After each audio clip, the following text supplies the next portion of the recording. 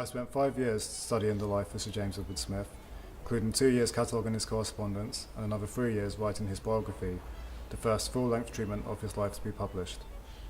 In doing so, I have attempted not only to depict Smith's own extraordinary life, but also the society in which he lived.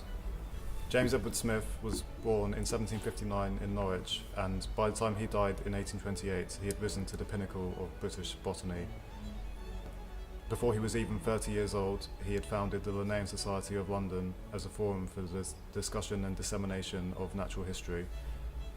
He was a very successful botanical lecturer, as well as a prolific author, publishing, amongst other works, the first illustrated flora of Australia, a specimen of the Botany of New Holland, and the first illustrated monograph on North American insects, the rarer Lepidopterous insects of Georgia.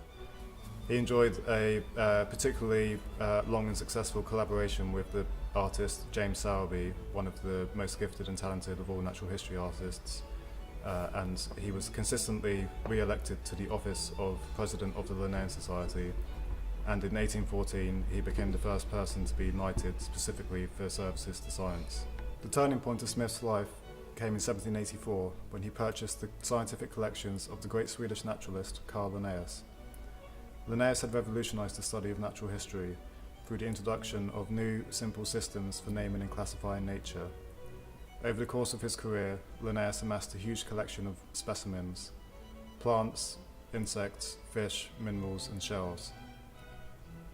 On the 23rd of December 1783, a 24-year-old Smith, then an unknown medical student, was attending a breakfast party at the home of botanist Sir Joseph Banks. At this party, Banks received a letter from Sweden offering him the collections of Carl Linnaeus. Banks declined, but recommended that Smith buy them instead. Smith leapt at the opportunity and immediately wrote a letter to his father requesting the money to buy the collections. Smith also got in contact with the agent for the sale in Sweden. After long negotiations with both, Smith prevailed, and in October 1784, the collections arrived in London. Pretty much overnight, Smith became an important patron of scientific learning. The Linnean Society, now the world's oldest natural history society, today holds the collections. Smith, the son of a wealthy but by no means influential merchant, ensured that he was respectable enough to become Linnaeus' scientific heir by obtaining a medical degree and undertaking a grand tour of Europe. He also displayed an extraordinary ability to charm and entertain the upper reaches of society.